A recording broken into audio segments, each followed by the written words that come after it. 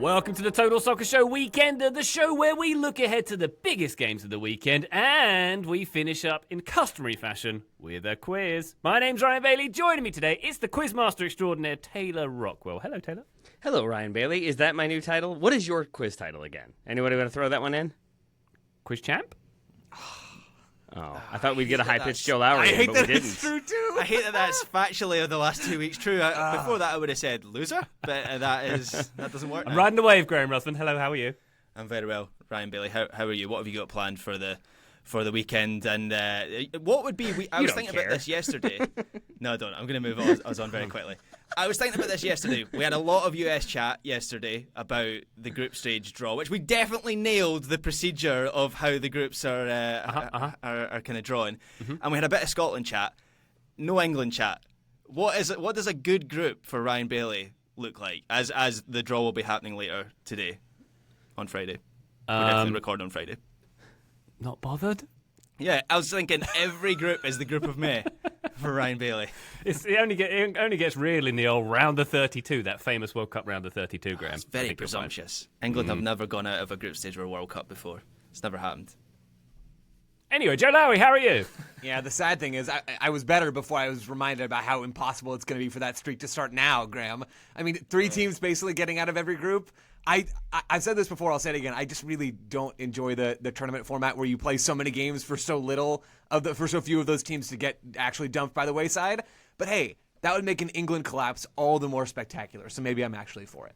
There we go. Well, Joe, if listener is listening to this as the episode drops, there will be, in the very near future, a live show on the YouTube. We are doing the World Cup draw live on our YouTube channel. Join us there. Link in the show notes, direct link in the show notes. Yeah. 12:30 Eastern, we start off there. Right about during, between the Village People and Robbie Williams' third song, I think is where we're going to drop in to proceedings. Yeah, before Tom Brady and Aaron Judge come out on stage. I definitely know who that second person is. Yeah. I can't believe that they've persuaded Trump to do Rock DJ with Robbie Williams on the stripper pole in his undies. I don't want to rock DJ. Yeah, so if you want to see our live reaction to that, join us on the YouTube. There's already one comment in the YouTube watch along. It says, "If you're watching this, get a life," which I thought was a bit harsh. Is that real? My wife. Yeah, I thought it was a bit harsh, my wife, to comment that, but.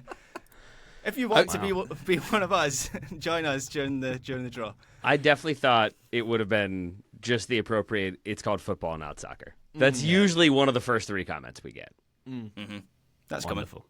Coming. Hey. So tell your wife to add to her repertoire next time, Graham. I will do. Thank you.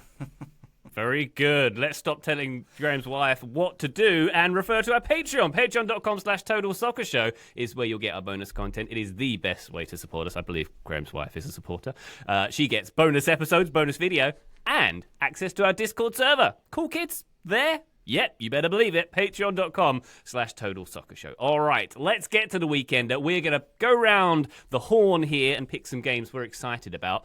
Joe Lowry, is there a big sort of final of any kind you might be looking forward to this weekend? I am so excited for MLS Cup on Saturday, 2:30 p.m. Eastern Time in, I suppose, Fort Lauderdale. We talked about this game a lot earlier this week, Taylor, so I don't necessarily feel the need to go and do a whole bunch again. I will say a couple of things, and then really what I want to do, because Taylor and I already made our predictions, I want to get Graham and Ryan's predictions for this game, because you both know certainly more than enough to have thoughts on sort of how this game might go down. Ryan, before I do any of that, I want to give you credit, because before the season started, you previewed Miami and gave a lot of love to Tadeo Allende. He did not make the All-Star roster, unfortunately. Sad day. He could have gone for a Messi who just decided not to play. That would have worked out fine. But he has since tied the record for most goals by a single player in a single playoff campaign with 8. One more goal gets him the record all to himself. He's been really good this year, and it seems like River Plate are interested in him if Miami can't secure him on loan for another year or get him on a permanent deal from Celta Vigo again. A lot of juice for Tadeo Allende coming into Saturday's game. I think these are probably the 2 best teams in MLS who we happen to get meeting in the playoffs. We didn't get that luxury last year with the Red Bulls making their unexpected run to the postseason. This year, Miami and Vancouver are very much in the upper echelon of teams. Vancouver, the more and more I think about it, the more I'm convinced they just don't have any weaknesses. Like, they just really don't have any holes. Set pieces, possession, transition, they are good at everything. I'm curious for them how fit and active Thomas Muller's going to be. He's going to start. I'd be shocked if he didn't. But He has not been maybe quite at his best the last couple of playoff games. So there's something to watch there. And then from Miami, I've said it before, I think this is the best MLS team we've ever seen. Like this version of Miami, I think they're so absurdly good. And it also speaks to how well-rounded Vancouver are that I'm still not sure that means Miami even win this game. Yes, I predicted Miami to win, but I think both of these teams are so good, and there are so many worlds in which both of these teams, or either one of these teams is winning this game. So I did pick Miami to win on Saturday. Taylor, you did the same. Jeff went with Vancouver. I know other folks have gone Vancouver as well. Graham, I'm curious for you. How do you see this playing out? Like if you had to pick a side, what side are you picking? So if the Miami of the last few games show up as the way they have in those rounds, I think they win this game, and like convincingly. It kind of reminds me of PSG in the Champions League last season, where they made one change, they moved Dembele centrally, and just like everything clicked, and it was like, oh, this is the full potential of this team, and that's what's happened. I think it's funny how quickly this Suarez thing went from like galaxy-brained idea that people were sort of like embarrassed to discuss to like, no, this is true. This is the way this Inter Miami team wins MLS Cup. So what I'm interested in is if Vancouver are somehow able to nullify Miami for a portion of the game. What phase? What's after that for Miami? Do they have what is their tweaking after that to change the game state in their favor? Because we haven't really seen that throughout the playoffs because they've just been like dominant. They've just like smashed every team that they've faced. So that's where this game becomes really interesting for me. Otherwise, I think this is like 3-1 Miami. I think they've been frightening the last few games I've watched them. Yeah, 100% agree. Ryan, where do you fall on this? Messi hat-trick, Muller hat-trick, Vancouver win 25-24 on penalties is probably how it will go. I think Miami, obviously, now they're interested in defending, obviously, and as Graham says, if they turn up in the manner they have in the playoffs so far, it's theirs to lose. But it is theirs to lose. All I can think of is Inter Milan in the Champions League last year. And if you have a day on the day of the final when you don't show up, which is perfectly possible for a team like Inter Miami, then it is Vancouver's to take. So I'm actually I'm gonna say like a very narrow Vancouver win. I love it because I feel like I don't know, maybe the yips set in, maybe some their fellow Inter team inspires them to not go the distance. It's all on the table, right? Like that's what makes this game I think so fun and different from last year's MLS Cup and frankly from most MLS Cups. Everybody knew the Galaxy were favored last year, even without Ricky Puig. If Ricky Puig had been healthy, not a single person alive would have picked the Red Bulls in a serious way to win MLS Cup. Even without him, most people were still picking the Galaxy. In this game, it's all up for grabs. You know, and this could be a 4-0 Miami win. That wouldn't shock me because I think they've been that good. This could be a 4-0 Vancouver win. It wouldn't shock me because it's Miami. And even though they have, as Ryan said, showed an interest in defending, Jordi Alba is still playing for them. Like he still plays soccer as a left back for Inter Miami for one more game. And he is not a good defender. And Busquets can't move. And you have Rocco Rios Nova in goal, who has been quite good overall, but is still super chaotic. And so there are so many things that could happen in this game that just would not surprise me. I'm stoked. The other game, real quick, I want to mention Sunday. I'm now a diehard Celtic fan, just so everybody knows that. I assume everybody who listens to the show would have already figured that out. But a huge game for the title race happening in Scotland. I've always been the number one champion of the Scottish Premiership. Celtic up against Hearts on Sunday. Hearts still top of the table, but their form has dipped. They're winless in their last 4. Celtic have just hired the greatest coach on planet Earth, so they're going to win this game by 12 goals or so. But just in case that doesn't happen, maybe watch it for the intrigue. Very good. Yeah, that is a big matchup. We'll get to that in part 2 as well, Joe. As we all know around these parts, Joe bleeds green and white. You should really always see a have. doctor. Yeah, always have. Yeah, it's a concern, for sure. Yeah, it's very concerning. MLS Cup as well, just to reiterate, 2:30 Eastern on Fox and Apple TV. Will it kick off at 3? Is that how it really works? Probably. Yeah, probably. Okay. Well, there we go. Enjoy that one. Hey, Taylor Rockwell, what are you looking forward to this weekend? 3rd versus 5th in the Bundesliga, baby. How do you not get excited? I truly am very, very excited about this weekend's matchup in the Bundesliga. We've got Dortmund. We've got Hoffenheim. It's Dortmund at home. And it's, for Dortmund, a good form, sort of Dortmund. I say that because they lost to Leverkusen at midweek in the DFB Pokal, but they beat Leverkusen this past weekend, and it feels like they figured some things out tactically. They have good depth. They beat Leverkusen without Joe Bellingham starting. I would assume he starts this game against Hoffenheim, but if it's not Guirassy up top, it can be Adeyemi stretching defenses. It could be Fabio Silva coming in and playing as a false 9. They've got a lot of different looks, and I think they've gotten a lot of different answers so far in this season.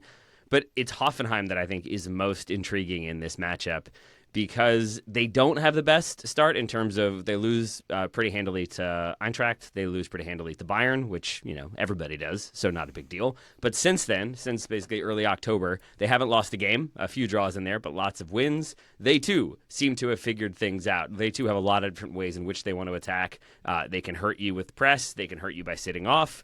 They have a lot of variety to the way they're going to play, and they have a lot of individual talent in there. I've talked a lot about Badzimana Torre of the Ivory Coast. Fastest player alive, says me. But one of the fastest in the Bundesliga, I think, is correct. But this team will try some individual 1v1s. They have a much better take-on percentage, albeit with much fewer take-ons attempted than, say, Dortmund, which to me means that they are kind of picking their spots very carefully when they want to utilize that. More often, they're using kind of short passes in and around the box to set up good goal-scoring opportunities. For Dortmund, it's a bit more route one at times, and then it's a bit more progressive carries and individual carries to create opportunities. But you've got two teams that can be really open and really entertaining, two teams that can also be high pressing and intense, two teams that can also sit off if they need to. So a lot of variety. I think this is going to be pretty open. I would hope for some goals and expect them as well. Wonderful stuff. It's still on my bucket list to go to the Westfalenstadion. Maybe we should all do a TSS group hang there. With Jamie Carragher, he can get the beers in. What do we say? Do you want another trivia question about the gallons of Red Bull that you could drink if you were there? I've forgotten what the answer was. It was too much, and it didn't really make sense. Don't worry, there's math involved on today's quiz, too. That game, I believe, Sunday, 11:30 Eastern, if you want to check that one out. Graham, where are your eyes going to be? On 600 games, obviously, but let's pick one. So the match that I am most looking forward to this weekend is a certain game in South Florida, but I knew I wouldn't get to that first, so instead I'll head to Spain. And no, not that one. I'll go to Real Betis versus Barcelona on Saturday, 12:30 Eastern. Barcelona are Barcelona. We all know their games are usually absolute chaos. But there was a point after the Chelsea game. Was that last week? Yeah, I'm sure that was last week.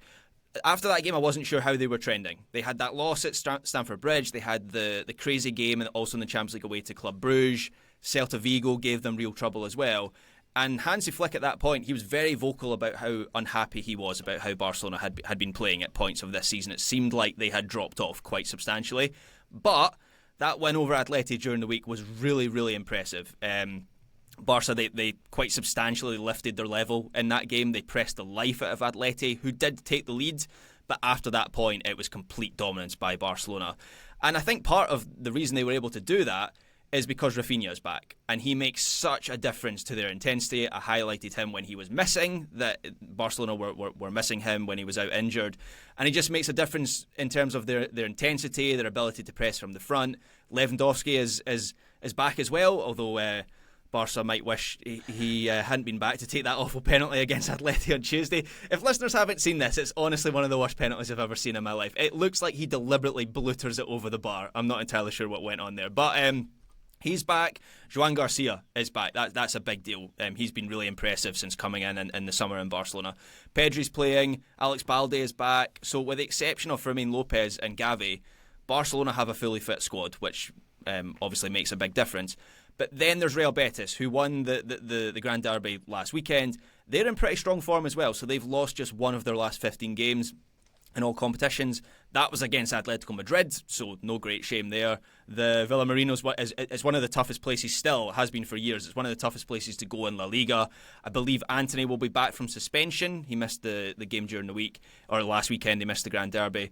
He's been in really good form recently, and he's just like a fun player to watch now that he's out of Old Trafford. Cucho is a threat. And I just think Betis as an attacking force, they'll be a danger in behind that Barcelona backline. To be honest, every team that Barcelona faces is a danger in behind that backline. It's just whether you have the talent. It's true. Like, every team has chances against Barcelona. It's just whether your players are good enough to take them. And Betis are of a level at home, in the form they're in right now, with Antony back in the team and Cucho scoring, that I think this could be an entertaining game. Obviously, Barcelona will be favourites. I would expect them to come out of it with 3 points, but I'm hopeful we're going to get some goals on either side and a bit of toing and froing. If you're an opposing striker, there can't be many teams you want to face more than Barcelona, right? Yeah. I mean, that doesn't hold for anybody else deeper down the field. But if your job is to put the ball in the back of the net and ultimately that's how you're being judged, you got to be licking your chops every time. And it speaks to how insanely good Barcelona are on the ball, that they can justify how they've been approaching things defensively now for multiple seasons. But it might be a good weekend to be Cucho, let's put it that way. I think I'd rather face Wolves, actually, Joe. That's an interesting point. Yeah, okay. I'll give you that. Second best team to face if you're a striker. There it is. Well, we hope for some chaos in Seville. Seville's it's another place I want to go watch some soccer. I'm just it's cold, so I'm thinking of nice warm places to travel, obviously. Speaking of which, the game I'm highlighting is Napoli versus Juventus on Sunday. This is a Sunday night game in Italy. It'll be at 2:45 Eastern on the Paramount. We've got. I'm tempering my expectations here because I've talked a few times on this episode about the big Italian game of the weekend. It doesn't always deliver, but hopefully we've got the ingredients to do so this weekend. It's got to happen sometime because we've got two big teams here, both in good form. Napoli in second in the table, only off the top of the table by goal difference at the moment. They snuck past Cagliari in the Coppa Italia midweek on penalties, but in their last done one in the last two league games against Roma at the Stadio Olimpico last weekend, and then over Atalanta the weekend before that. So they're in very good form, as are Juve. They beat Udinese in the Coppa Italia in the midweek, and they are unbeaten since October when they had a loss at the Stadio Olimpico, also against Lazio. The storyline here is Luciano Spalletti returning to Naples, where, of course, he won the Scudetto for the first time in a zillion years for Napoli, 3 decades more specifically. The first time they've won it without Maradona also as well. Napoli are without Kevin De Bruyne in this game. They're without their Scottish legend, Billy Gilmore. Got you worried there. And Franco Gisa probably not playing in this one. No Romelu Lukaku likely as well. And Juventus, meanwhile, they're out. Quite a few of their centre-backs are out for this one. Federico Gatti, I think, is also out for this one too. Dusan Vlahovic should be out. So who knows who's going to show up in these 11s, basically, for these teams. It should be quite exciting. Two relatively banged-up teams, not operating plan A here. Could be interesting. Napoli, defensively very good, very disciplined this season, conceding only half a goal per match on average. Juve, quite difficult to beat. I've just talked myself into a 0-0, haven't I? Yeah. Okay. Yeah. All right. Good. I think that, Ryan, the narrative of this game is delicious with Spalletti going back to Napoli, and it'll have a bearing on the top of the table. I'm not overly convinced that this is going to be a great game to watch. And as much as we try to, we've had this discussion off air amongst us recently.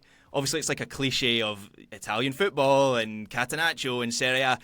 It's a pretty established trend the last couple of seasons, with the exception of the Juve Inter games we've had the last couple of seasons. The big matches they've not really hit. So I'll be delighted if this game turns into a banger, but if we're going on the form of recent times, yeah, it might be a bit of a slog. What's the over/under on McTominay overhead kicks? Let's set it there, shall we? I think that's guaranteed. Expected overhead kicks, I think, are 1.0 for this game from McSauce. So excellent. Okay.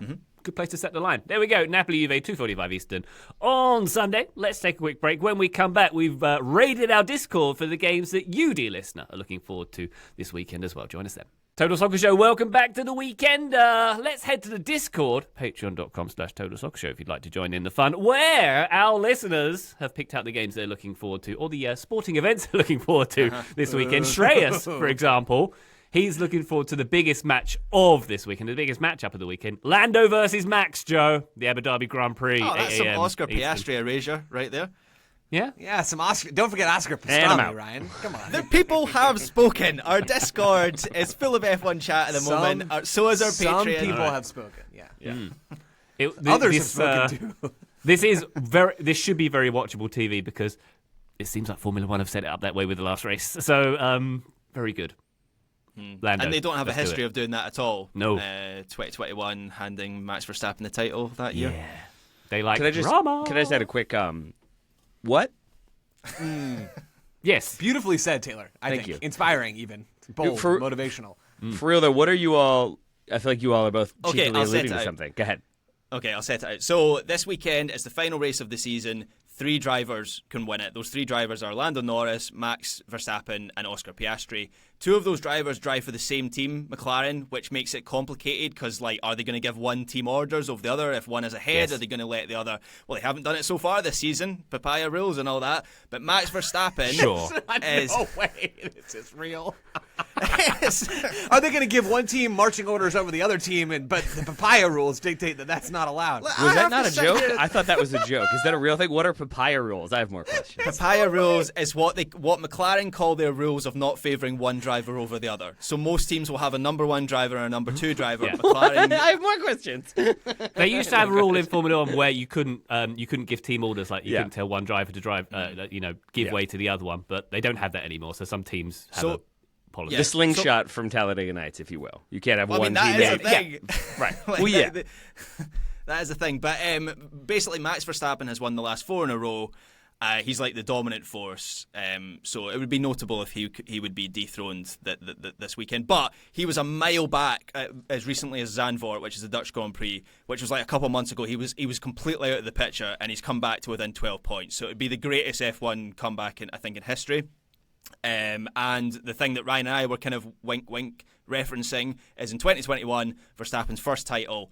Basically, F1 just made up their own rules on the last race, the last lap of the last race, so that they pitted Verstappen against Lewis Hamilton, and Verstappen passed Lewis Hamilton on the last lap. And it was incredible TV, and it was all designed for Drive to Survive, very much against the rules. They just made up their own rules so that could happen. So, hey, we'll see if it happens again this weekend. FIFA's going to let Ronaldo play in all the games of the World Cup group stage? It's kind of like that. They just on the hoof went, this will be a better product. Let's do that. Yeah. So and this it's is pretty disgraceful, actually, but okay.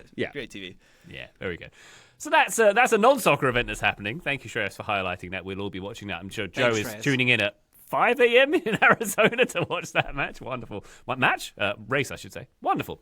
Joe, enjoy that. John Adams, not that one, is looking forward to Spurs hosting Brentford, the Frank Derby. There it is. Will Spurs' dreadful home record continue in this battle for mid-table mediocrity? Will he play defensively against his old squad at home? Will Spurs' centre-backs continue to be their most dangerous attackers? Find out Saturday, says John Adams. You will find out at 10 Eastern on Saturday. Unless you got FUBU, in which case, whatever. Did anyone see Christian Romero's overhead kick equaliser for Spurs against Newcastle the other night? Surely the worst overhead kick that has resulted in a goal of all time. Like, it's like a dribbler threw about 3 players into the back of the net. So maybe another one of those. It's a slow-mo job. Yeah, very good. Excellent. Someone has to have biked it into their own face, right? The Chicharito special? That has to have happened. Yeah, that's a classic. Yeah. Has to. I'm trying to think if I've done that. I probably have. It's always awkward to land it, isn't it? When you try one of those. Yeah, but that was just you like walking out the door. Yeah. Uh-huh. Yeah. I'm very old. Spurs v Brentford. There we go. That one, 10 a.m. Eastern on Saturday. Very good. Andrew in the Discord is looking forward. Hey, that's a Bundesliga game for you, Taylor. Leipzig against Frankfurt. Andrew says that should be fun with some potential real implication on European spots. That will lead directly into MLS Cup, by the way, so it would be a real classic. So a nice lead-in match for MLS Cup if you're interested at 12:30 Eastern on Saturday. Nice. I take that as a shot from Andrew that he's gone Leipzig-Frankfurt over Dortmund-Hoffenheim, and Andrew and I are now feuding. So there. Wow. Bundesliga feud in the Discord. Let's get it going. I like it. It's going to be real pedantic. You could be a bully. It's actually an energy drink feud. Thanks. I think Taylor's more of a monster sort of guy, you know. So. Very good. Thank you, Andrew. David from Tampa, meanwhile, will be hate-watching the Liga MX semi-finals after MLS Cup on Saturday. What a run of games we've got on Saturday, by the way. My favourite team, David from Tampa says, is Club America. They decided to park the bus last week against Monterrey, which led them to getting scored on in the final minutes and eliminated. Hoping to see some chaos scrambles. Now I've nothing to watch for. Maybe Sergio Ramos winning it before he dips back to Spain. Is Sergio Ramos coming back to Spain? Is that a thing? I mean, wherever he can make the worst music, I think is where he's going to go. So if he thinks that's in Spain, it's in Spain. You know what I mean? The most worst music. I hope he wasn't on anyone's Spotify Wrapped this year. I think he made you take that back. I was in the top 0.001% of Sergio Ramos. And I'm proud of it, darn it. His most recent album, Relaxing Dog Music, I really enjoyed. So thank you very much to Sergio Ramos for that. The semis are barking. Relaxing Balloons Popping, I think, was his second album. Bradley Barker should have made that. Toluca versus Monterrey is at 8 p.m. Eastern on Saturday, followed at 10 past 10, Joe, by Tigres versus Cruz Azul. Is this crossing your radar, Joe? It is crossing my radar. I don't know if I know I won't have a chance to watch these games because I will be at a wedding. But these are going to be delightful games. Like, these are four... Not an excuse. Yeah, you're right. Sorry, Graham. I should have taken from your example. These are 4 legit teams. These are the teams that finished these 4 teams were in the top 5 of the standings in the regular season, and now they've made these deep playoff runs. I am most excited about the Monterrey-Toluca game because Toluca have my favorite Liga MX player in Marcelo Ruiz, who I talk about all the time. Center mid who plays for Mexico is just a delightful player that I would do some bad things to have on my team. But there is just so much talent in these teams. Like there are still, it's a reminder always when I watch these games that there is still so much quality at the top of Mexico, and that I think MLS does still have a little bit of a ways to go to get at least all of its teams up to that level. I mean, Angel Correa is continuing to crush it for Tigres. He scored in the first leg of the semifinal between Tigres and Cruz Azul. Monterrey Berterame continues to bag in goals. I believe he's the one that scores the goal that David is referencing that sends Club America packing. There are just so many good players in these games, and I think these games are so much fun. I'm juiced. Excellent stuff. I'm pulling for Monterrey because I like the cheese and it makes me think of the Californian destination with the aquarium. It's got a banging kelp forest. That's all the legitimate reasons then. Uh-huh. I mean, why not, man? Whatever does it for you. Can I make a quick counterpoint to what Joe said? Sergio Ramos music, baby. Oh, yeah. He has 5 play more than 30 million downloads or 5 million streams. Wow. 15 million for one, 10 million for another. He's doing all right. He doesn't need our Spotify rap lists. That's basically what our YouTube gets, so it seems reasonable. Pretty much, yeah. With more twangy guitar in there, It too. would be if there wasn't that one guy in our live show telling everyone to get a life. Ryan? Sergio Ramos. Oh, my mistake. Is there anything that guy can't do? Hateful YouTube comments, great music, red cards. Guy's got it all. Wonderful stuff. Thank you very much, David from Tampa, for that one. AJ, man after your heart, Joe Lowry. At the risk of mockery, the only game I give a darn about this weekend is Celtic versus Hearts. That was, of course, Joe, the top 2 teams in Scotland. Sunday, 10 a.m. Eastern. We've covered it already, but exciting times. And I'm so excited. I'm so excited for the Wilfried Nancy Celtic era because really there's only 2 possibilities. You win the title or you get sacked. So it's Celtic is a job of extremes, and I think that makes things very simple. It's very binary. Wilfried Nancy is an all-time great character. I wrote an article for Backheeled as to why he's the best MLS coach of all time, which people have promptly not read and just left angry comments on social media about, which is classic. But I think you can make such a compelling argument, and I believe my argument is compelling, that Nancy is the best MLS coach ever. He is tops in MLS history in points per game among coaches with at least 200 games in MLS history. He is 4th among coaches with at least 60 games in MLS history. And the guys that are above him in that points per game race all coached teams that provide them with an obscene amount of resources.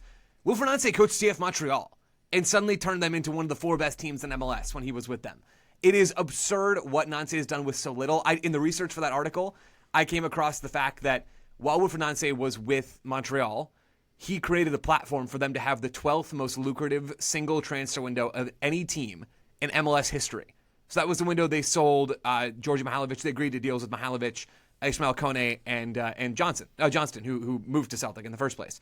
He generated legitimate revenue for CF Montreal. He won games for Montreal. He moved to Columbus. He won MLS Cup. That team may have won a CONCACAF Champions Cup final, if not for a bout of the stomach oopsies. That team was so much fun. Wilfried Nancy is an amazing coach. I have no clue how things are going to go at Celtic. Like maybe it crashes and burns, and this game against Hearts doesn't go well, and he gets fired in 2 months. Like anything's on the table, which is part of what makes this so absurd and also so much fun. But I'll be watching because I think the dude is exceedingly good at his job, and I would back him to have success. Yeah. Even if, Graham, we were talking about this before the show started, his first set of games is a doozy. Yeah, insane. So he's got Hearts on Sunday, which is obviously a top-of-the-table clash. Then he's got Roma in the Europa League, and then he's got the League Cup final in his 3rd game. So that is a baptism of fire. And the thing about this Celtic job is it's not a normal job, right? So you'd put money on him winning like the title in his first season. That looks like a good bet to happen. But as Ronnie Dyler showed in his time here, he was in Scotland for 2 seasons, won the title in both seasons, and then was sacked. Like, it is not. I think that's going to be the toughest thing for Wilfried Nancy to get used to very quickly. We all know he's an excellent coach. You need to win every game as Celtic manager, domestically, I mean. And not just win those games, you need to win convincingly. You need to trounce everyone in that league. And that's partly because of the advantage Celtic have and how much money they pay over even teams like Hearts, who've been excellent this season. I think Celtic's wage bill is 8 times what Hearts is. So that's the expectation, being Celtic manager. And I have seen it before where good coaches who have had success elsewhere come up to Scotland, they take over Celtic and Rangers, and for one reason or another, they just can't cope. So I'm hopeful that Wilfried Nancy won't be one of those people. I think the power of personality is important for Celtic managers. It's important for any manager, but I think it's particularly important for Celtic managers. And I think Wilfried Nancy has that. So I am hopeful that he's going to be successful at Celtic, while also acknowledging that this is not quite as easy a job as maybe an outsider looking at this job might think. If I was to put this in my own words, Graham, I'd say Wilfried Nancy's move to Celtic means as much for MLS as it does for him. The new Celtic manager may not be a big name, but he won over the US League with leadership style and attractive football. What do you think about that? Is that straight from a certain British broadsheet newspaper, perhaps? Oh, wait. Yeah, you're right. By sheer coincidence, Graham Ruthven published that in the Guardian newspaper on Thursday. Oh. It's crazy because all the words you just read, Graham wrote zero of. Yeah, the those sub-editor are the ones wrote I that. did Yeah. Graham wrote literally zero of those words, all the ones that you chose. Maybe I did it. Maybe I'm the Guardian sub-editor. Maybe. Didn't Maybe think not. of that, did you? Probably not, though. All right, very good. Thank you, AJ. A couple more. Discord Stu says his neutral choice is the MLS Cup. It's the most exciting matchup for a neutral I can remember, says Discord Stu. I think it's a very valid point. Non-neutral pick for Discord Stu. Leeds Liverpool. The fight to avoid relegation continues. For which team? Not sure. One of them beat Chelsea in the past week. I don't know. And also, Stu picks out Dortmund versus Hoffenheim, like Taylor did. Let's beat another Champions League contender, says Discord Stu, who is a BFRB sympathiser. Very good indeed. Leeds Liverpool, by the way, 12:30 Eastern on Saturday. That will be a very interesting game indeed, given their histories and whatnot. One more for you. Gundal on Discord says, Lon visits Nantes at 8. Sorry, Lon visits Huck at 8 a.m. Pacific this Saturday. It's rare that someone other than PSG is top of League 1, so much like Hearts, they deserve attention for as long as they can keep it close. That one in Ligue 1 is 11 a.m. Eastern on Saturday. So I pitched this idea to someone that didn't get commissioned, so I didn't get a chance to write this article for Ryan then to read the headline that I didn't write of it. But you're welcome. This is something we've not really talked about on the show, I think, so far this season, because we don't really talk about Ligue 1 that often, other than maybe on the Weekend Review Extra. Is there a title race in France this season? Like, PSG have dropped off. They've had injuries, which has been a big factor. They've dropped off pretty significantly. Marseille have been strong, and Lens have come out of nowhere, and I think are either top of the table or joint top at the moment. So there's a long way to go, and I would still bet that PSG stretch their legs and just win it quite comfortably in the end. But right now, they're definitely not having it all their own way. Yeah, as Celtic's number one fan, I do want to note that Lens have Odsonne Edouard, who is leading them, obviously a former legend of my club. So I think that explains why they're doing so well. Very well. Very good. Thank you very much to all our Discord friends for contributing to that part of the show. We're going to take a break. When we come back, Quizmaster Extraordinaire has the mic. Join us then. Total Soccer Show, welcome back to the Weekender. Mr. Taylor Rockwell is going to step in now, and he's going to say questions, and we're going to attempt to answer them. The first one is a warm-up one that doesn't give you any points. Is it MLS Cup or is it MLS Cup Final? Oh, I no, suspect that's it again. shouldn't be final, but I like the sound of it more. Am I single year? Like, am I wrong grapple for with this. saying MLS Cup Final, Joe? No, Okay. you're fine. You're fine either Okay. way. I say MLS Cup. That's the go-to. The game is called MLS Cup because I suppose the playoffs are called the MLS Cup playoffs. That also means you can say MLS Cup Final. Just say whatever you want, Taylor. Really, I think you're fine. Point, please. Point, maybe half point. No, because I would have said the Quarter same point. thing. Well, but Quarter point for did Graham. you say it though? I would have said it and also said Taylor's great, so... Oh, good point. This is why this guy's Third the of a goat. point? sucking up. No, okay. This is why this guy's the goat right here. He knows I'm how to getting play 0 the game. points today, I know. I deserve it. So we do have quite a few MLS Cup Final questions, or MLS Yep, Cup 0 questions. We also have some stupid stats. Those are your two categories today. We're going to start with MLS. You are all going to get a chance at this one. Okay. MLS initially played the Cup Final in a neutral venue, but made the change to the higher seed hosting in 2011. Since then, it's been a lot of East Coast finals. How many Western Conference teams have hosted MLS Cup in the 14 or so years since? How many have been Graham's Western typing Conference? furiously. He's typing That better so not be a much. Google, Graham. Stop typing. It's not. I'm taking the teams down. Taylor, West Coast It's not teams or Google, Western guys. Conference It's teams? it's Chat GPT. What was that? How many Western Conference teams or West Coast teams? Western Conference teams. Ah, drat. Is there a difference? Well, there's a lot of teams in the Western Conference that aren't on the West Coast, so I suppose, Okay. yeah, right? Fine, I'll go first. At the risk of embarrassing myself. I'm just going to say the ones I remember because I think Ryan and Graham can get to these too, so I don't think I'm tossing out a bunch of good info. We had the Galaxy last year. We had LAFC back in 2022. We had Portland in 2021, and we had Seattle in 2019. And as far as I'm concerned, there were no MLS Cups before then because I didn't go to any of them.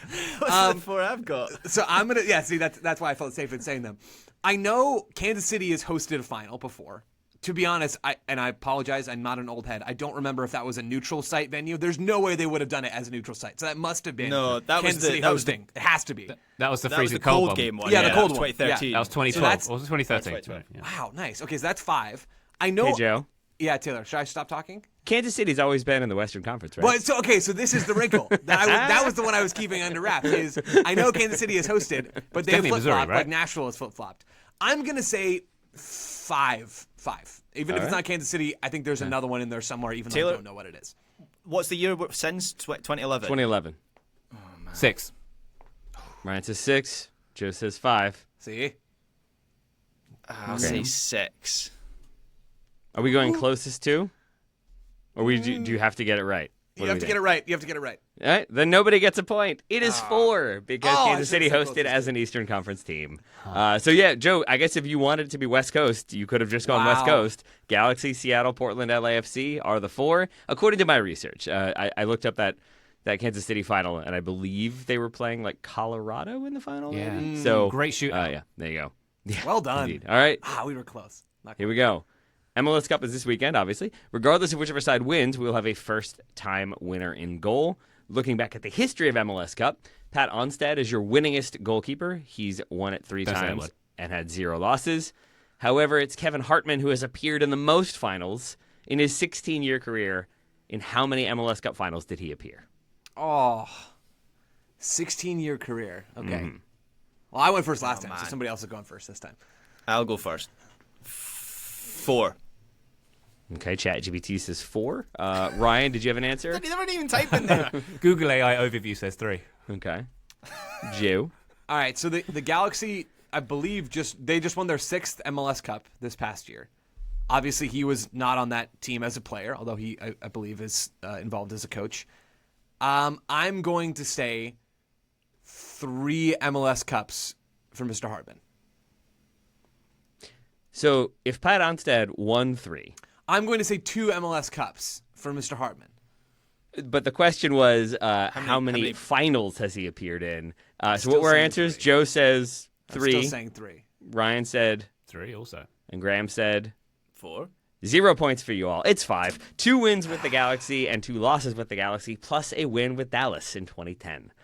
So he had some good times with Galaxy, but not as many as you might have thought. But yeah, 5 MLS Cups for him. Nicely done, Kevin. All right, for this point one, of order, I hate the word winningest. Yeah, it's not great. is that because Is you're it a- not it right now? Is it a cousin of Moist in your head, Ryan, or what's the problem? Yeah, it's in the family. Moist. Okay. Moist's cousin, winningest. Minus 1 point for Ryan. That's a cousin that never gets invited over. Yeah, 100%. All right, whoever buzzes in first, whoever says their name first, gets to guess first on this one. Winning the Supporter Shield definitely does not guarantee you success, as the Supporter Shield winner has only won MLS Cup 8 times in league history. So only 8 times have you had the Supporter Shield also be MLS Cup final winner. In fact, the winners of the inaugural Supporter Shield and the winners of the 2001 Supporter Shield have not come close again in the 20 years since. What explains that lack of success? Joe, Ryan. Buzz, Joe. Oh, I heard Ryan first. Oh, man. They don't exist anymore. Yeah, that's it. Ryan gets Has point. to be right. Neither team exists. Tampa Bay Mutiny and Miami Fusion. Nicely done. Yes, yeah. Ryan Bailey, 1 point Well for done. you. Well done. I think it was Ryan and then Joe like a tenth of a second later. It's that Curse Arizona my latency. internet. Yeah. Yeah. So, the Casa Grande latency, you've paid the price there, Joe. Gets me every time. Let's go to random stats, shall we? Bayern Munich is, not surprisingly, top of the Bundesliga charts in a lot of different ways. I did a comprehensive statistical lookup for Dortmund versus Hoffenheim, and in every single category I looked at, Bayern were top. That would be in terms of progressive passes, carries, goals, assists, expected goals, much, much more.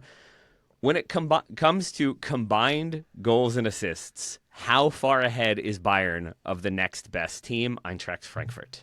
So how many more combined goals and assists does Bayern have than Eintracht? I'll give you a small hint. Hoffenheim 4th on the list with 41. Leverkusen 3rd on the list with 46. Okay. So Frankfurt would be ahead of Leverkusen, and then it's Bayern on top. Okay. Graham? 28. Okay. Joe?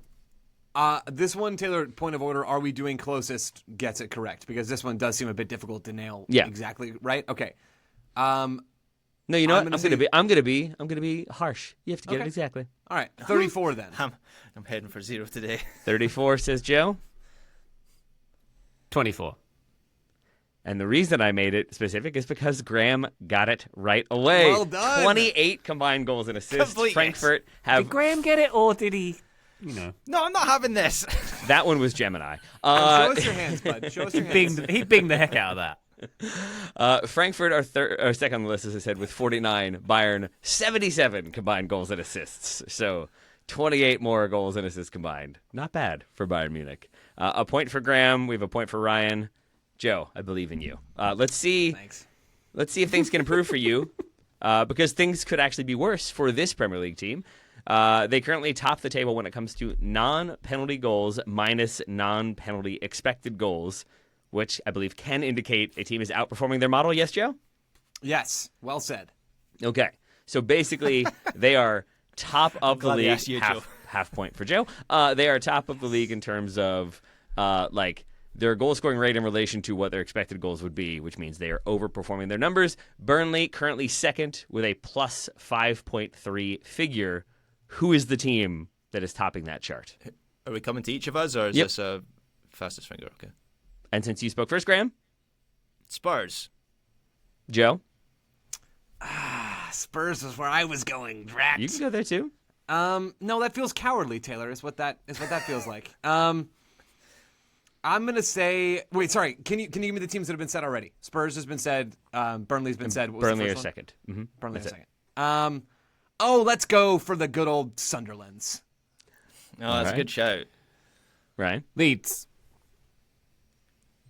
It's Gemini again. Spurs with a plus 9.4. 22 goals scored and an XG of 12.6. So Should have done it. I don't know what to make of that, given that this season is not going swimmingly for them, and then they are overperforming XG. That is odd to me. That is called a bad sign, Taylor. Is what that's called. Yeah, That's what I was wondering. As bad as you think it is for Spurs right now, it's maybe actually worse. Is my takeaway from that? Yeah, I read that earlier in the week that they're overperforming. Oh. Earlier in the week, as in like 3 seconds ago, after Taylor asked the question. Hey, no lies were told. When Claude.ai found that information for him. All right, back to MLS. MLS hasn't always had the best attendance figures for their showpiece event, with an average attendance of around 34,800, not including the COVID final. However, there have been occasional spikes in attendance. Who was hosting the last time an MLS Cup had a higher attendance figure than the UEFA Champions League final of the same year? Graham. What? Okay, was going to be everybody gets a chance, but Graham is now steamrolling this competition. Graham? I'm quite confident in this in this one. Atlanta United. No. Joe, Buzz, Joe. Yes, Joe. All right, I'm going to talk it out now that I have control of the buzzer. So it wouldn't be 5, last year in 2024. 4, It wouldn't be 2023. 3, It's Seattle 2, 2019. Correct. Ding, ding, ding. So, Graham, you are correct in the sense that Atlanta did outperform with their 73,000 attendance figure. The 2018 final in Kyiv, which had 61,500, but it was the next year Seattle that had the most recent one with their close to 70,000 outperforming Liverpool 2, Spurs 0 at the Metropolitano, which I'm Also, assuming... I want to say 32,000 average attendance, and most of your stadiums don't hold 32,000 people. Yeah. It's not. That's not too shabby. Yeah, no, I mean, you could see where it's hosted in the like soccer-specific smaller venues because that number drops down. But you've had some big ones throughout the years. I think the fourth biggest ever is still the second ever MLS Cup. So Wow. not bad. Not bad. When was that? Was that an Orange Bowl or something? Is that coming up? It's not coming up. RFK Stadium back before it was fully falling apart. And about just 20,000 of them are raccoons, I think. Richmond made national news this week for a drunk raccoon. I saw that. Yeah. Passed out in the bathroom. And Ryan, what's your term for when they? It was splooting. It was splooting. There it is. I thought of you. Yeah. How is that not a word that makes you uncomfortable? Splooting? It makes me uncomfortable. It makes if me anybody uncomfortable was curious. All right. Thanks, Joe. I'm glad we're on the But same page. when you put it in the context of cute animals, you just go, oh, sploot away. Sploot away. All right. So Joe has 1. Ryan has 1. Graham has 2. Mm-hmm. Okay. On the board. Okay. Of the original 10 founding members of Major League Soccer, how many have won MLS Cup while playing with their original name? So, some teams have rebranded. Some teams have changed things up. How many have won MLS Cup without, like, either before they changed their name or without changing their name? Are we going in order? Is this a one at a time thing? Yeah, you can all. Yeah, we can go one at a time. All right. I invite Ryan to go first. Ryan, you've been invited. Would you like to accept or decline that invitation? Would you repeat the question for me, please? That wasn't the question. Of their original founding 10 members. Founding members, right. Yes, founding members. How many have won MLS Cup while playing under their original name? And they, who won it? I'm going to say 4. Ryan says 4. Joe. I will say 5. Unless like the Columbus Crew, I think added an SC over the years. Am I getting dinged for that? I don't know. I'll say 5 regardless. It's fine. Graham. I've only got 4, so I'll say 4. Those are the only ones I'm certain of. Okay. Who are your 4? DC, Galaxy, Fire, Columbus. Oh, not Chicago, my friend. Not Chicago. They came later.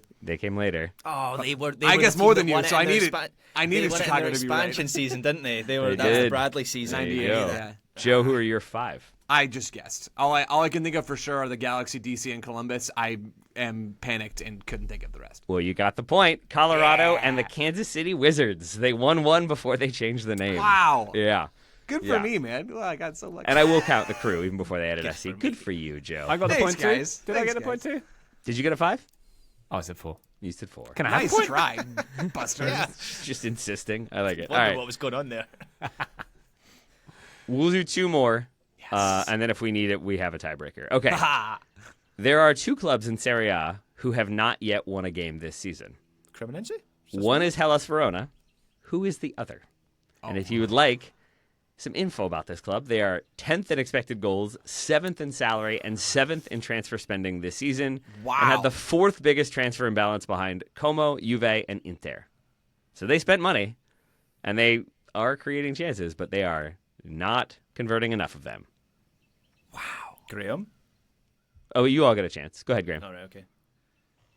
Or do you want to wait, Graham? Pisa. Pisa says Graham. Ryan says. Ryan's quickly Googling something really fast just to where make are sure you he had the looking, answer right. Yeah. Look at the Serie A table in his other screen. Yeah. It was not Cremonese because they beat Milan on the opening day. I think it's called. I'm gonna say Pisa as well. I don't know.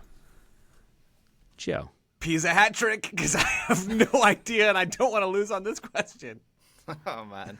We're all wrong, aren't we? You're all wrong. Yeah. I'm Monza. thought maybe- You think Monza spent that much money? There's No, no way but- we're giving Graham a point for this if he gets it right. Fiorentina. Fiorentina yeah. have not won a game this season. Oh, 6 yeah. draws, 7 losses, negative Stefano 11. Pioli. Goal It's difference. not going well for him. In fact, have they replaced him? I can't remember. Yes. But they did, yeah. Sure. Okay. Here we go. Final question, potentially. Which team has lost MLS Cup, the MLS Cup final, excuse me, the most number of times? They are currently joint second all-time in terms of MLS Cup appearances. Who has Are we lost digging it in? the most number of times? Do you want it to be a ding, or do you want it Yeah, to be... ding, Joe. Ding. Buzz. Joe. Revolution. Joe is correct. 5 appearances, 5 losses. What they a have comeback. never won. I think Joe's just snatched it right at the end there. He had 0, I think, 3 or 4 questions ago. All it took was a quiz purpose-built for me with stats and MLS Cup trivia for me to finally win one of these. But I'd like to thank Taylor Rockwell for building this quiz around my needs. Thank you very Well much. done, Taylor. The real story there is the Bela Gutmann curse on New England Revolution. That's right? it. That's why they haven't won. That was his final extra additional curse on top. Yeah. Went to Foxborough. Poor Foxborough, yes. Joe, nicely done, though. I wasn't sure Thank how you. many of those you would get. Yeah, the old head MLS knowledge is not a strength. Like the original MLS days up until kind of like I said around 2019, maybe a couple years before then, my MLS knowledge is not good. It's better than the average person, but it's not as good as even some of y'all. So I'm thrilled. Well done, Joe. Very Thanks, good. guys. Poor Revs. Lost 3 straight from Yeah, 2005 to 2007. That's a rough one. That's a really rough one, is what that is. Oh, I'm sure it's going to turn around for them any day now. Very good. Excellent stuff. Thank you very much, Taylor. That was an excellent quiz, as always. Thank you to Microsoft Copilot for helping Graham make this quiz competitive as well. That was great. Thank you very much. And congratulations. As if you're not the person looking at some mysterious screen off camera. What other screens do I got, Graham? My theory is that it's the Serie A person that lives with you, like the Serie A PR person. You just Why would I have got 1 point in this quiz? You keep telling us about Italian. No one said you're inefficiency. good at cheating. Yeah, I'm just a terrible cheater. There we go. Thank you very much. That is very much the spirit of the weekend quiz. We appreciate you, Taylor. Thank you very much indeed. We appreciate you, listener, for joining us on this one. We hope you have a wonderful weekend. And remember, if you're listening in time, Weekend has live show, 12:30 Eastern, this here Friday for the World Cup draw. So join us then, if indeed you are listening in time. But once again, Taylor Rockwell, thank you very much. Thank you, my friend. Joe Lowry, thank you very much. Hey, thanks, Ryan. Thank you very much, Graham Ruthven. Thank you, Ryan Bailey. And thanks, listener. We'll see you next time. We'll be back here on this feed soon. Bye!